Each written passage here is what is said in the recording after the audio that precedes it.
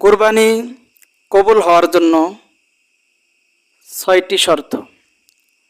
তার মধ্যে ১ নম্বর হইতেছে হৃদয় মাওলার জন্য হওয়া, অর্থাৎ একমাত্র আল্লাহর জন্য হওয়া, ইখলাসের সহিত হওয়া। এই ব্যাপারে আল্লাহ পাক রব্বুল আলামিন কোরআনের মধ্যেই বলছেন, ওয়ামা উমিরু ইল্লা লিয়াবুদুল্লাহা মুখলিসিনা লাহুদ্দিন। বান্দা, যে আমলই করো, যে ইবাদত করো, এটা যেন আমার ইখলাসপূর্ণ হয়। যদি ইখলাসপূর্ণ হয় তাহলে এটা আল্লাহর কাছে কবুল হওয়ার জন্য গ্রহণযোগ্য। সুবহানাল্লাহ। যেমনিভাবে এই যে কথাটা বললাম যে একমাত্র জয় আল্লাহর জন্য হইতে হবে কোরবানিটা। ২য় নম্বর শর্ত হইতেছে যে কোরবানি যে আমরা দিব এটা অন্য কারো নামে না, আল্লাহর তরিকা, রসুল এবং আল্লাহর তরিকা অনুযায়ী হইতে হবে। যে অনেকে আছে খাজা বাবা, বন্ড বাবা, দেশে বর্তমান বাবার অভাব নাই। এই অন্ধভক্ত যারা আছে অনেকেই কোরবানির সময় বাবার নামে কোরবানি দেয়, নাউজুবিল্লাহ। ওই সমস্ত লোকদেরকে আমি পায়ে ধরে বলি যে এরকমটা করবেন না। একমাত্র কোরবানি হবে আল্লাহর জন্য, ঠিক না? আল্লাহ ব্যতীত অন্য কারোর জন্য কোরবানি হয় না। ৩য় নম্বর শর্ত হইতেছে কোরবানি যে আমরা দিব এটা হালাল পশু দ্বারা কোরবানি দিতে হবে এবং হালাল রুজি দ্বারা কোরবানি দিতে হবে। হালাল রুজি ছাড়া হারাম রুজিতে কোরবানি হবে না। অনেকের হারাম রুজিটা কীরকম, কেউ সুদে ঘুষে এই সমস্ত ব্যবসা করে, সুদের ব্যবসা, ঘুষের ব্যবসা। সুদকে আল্লাহ তাআলা ডাইরেক্ট হারাম বলে ঘোষণা করেছেন, মারাত্মক অপরাধ সুদ। এই সুদের ব্যবসা কইরা এই হারাম টাকা দিয়ে কোরবানি দিলাম, এটা আল্লাহ তাআলা গ্রহণযোগ্য করবেন না। আর একটা জিনিস খেয়াল করবো আমরা, যে অনেকে আছে ভাগে কোরবানি দেই, 3 ভাগে 7 ভাগে।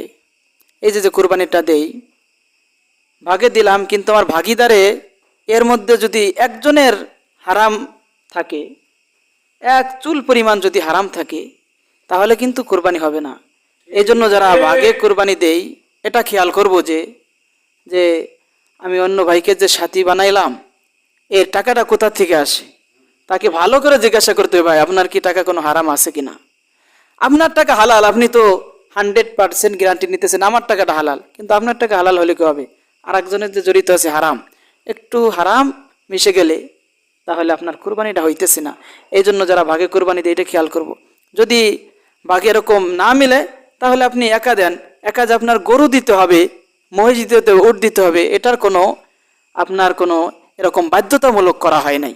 আপনি কোরবানি দিবেন, ভাগে দিতে পারতেছেন, ভাগে দিলে পরে আপনি বড়টা দিবেন, আল্লাহ তাআলা বড়টা দেখবেন না। আপনার দেখতে হবে আপনার মন দিল, যে আল্লাহর জন্য দেন নাকি মানুষের জন্য দেন, মানুষকে দেখানোর জন্য দেন।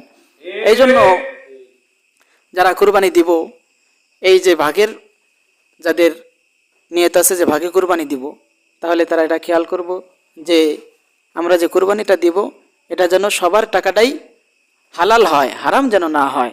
আর যদি এরকম সন্দেহ থাকে যে অমুকের সাথে দিব, তার তো টাকাটা হারাম পথে ইনকাম করে, তাহলে তাদের থেকে ওই সমস্ত ভাগের সাথে না মিলে তাহলে আপনি নিজে যতটুকু জোটে, আপনার গরু দিতে হবে এটা নয়, আপনি একটা ছাগল দিলেন, যা পারলেন, একটা ছাগল পারলেন, 2টা ছাগল পারলেন, একটা খাসি পারলেন, 2টা খাসি পারলেন, যা পারলেন দিলেন, সমস্যা নাই। আল্লাহ তাআলা আপনার এই নিয়তের গুণে বরকত দিয়ে দিবে। সুবহানাল্লাহ।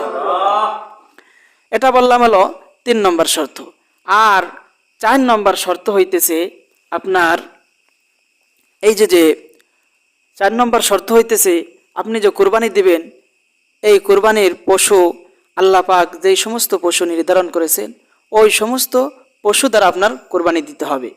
যেমনিভাবে আল্লাহ তাআলা বলছেন যে উট, বরকি, তারপরে আছে যে আপনার গরু, দুম্বা, ভেড়া, মহিষ, এই সমস্ত জিনিস দ্বারা কোরবানি দিতে হবে।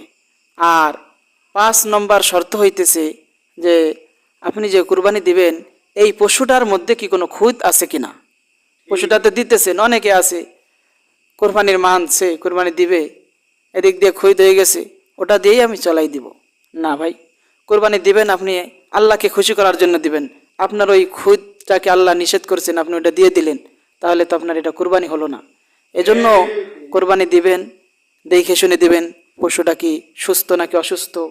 অনেকে পাও কাটা, তারপরে কান কাটা, শিং ভাঙ্গা এবং চোখ কানা হয়ে গেছে, তাহলে এই সমস্ত পশু দ্বারা কোরবানি হবে না। আর আপনার 6 নম্বর শর্ত হইতেছে যে যেই কোরবানিটা দিবেন এটার জন্য মালিকানা হয়, নিজের মালিকানাধীন হয়।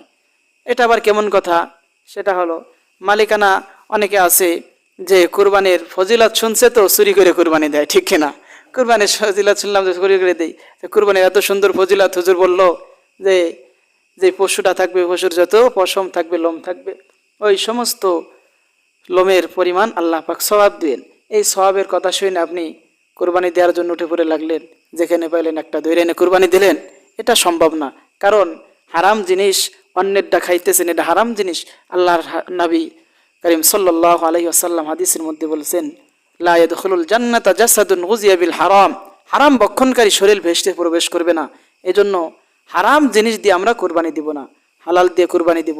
চুরির মাল আমরা কোরবানি দিব না, মালিকানা দিন যদি পারি দিব। আপনার যে কোরবানি দিতে হবে অজীব হয় নাই, আপনি অত লাফালাফি করে কোরবানি দিলেন, হারাম দিয়ে দিলেন, বাজাল কুজাল দিয়ে কোরবানি দিলেন, এই সমস্ত কোরবানি আল্লাহর কাছে কবুল হবে না। এই জন্য যে শর্তগুলো বললাম, যারা শুনলেন এগুলোর দিকে খেয়াল রেখে এরপরে কোরবানি দেওয়ার চেষ্টা করব।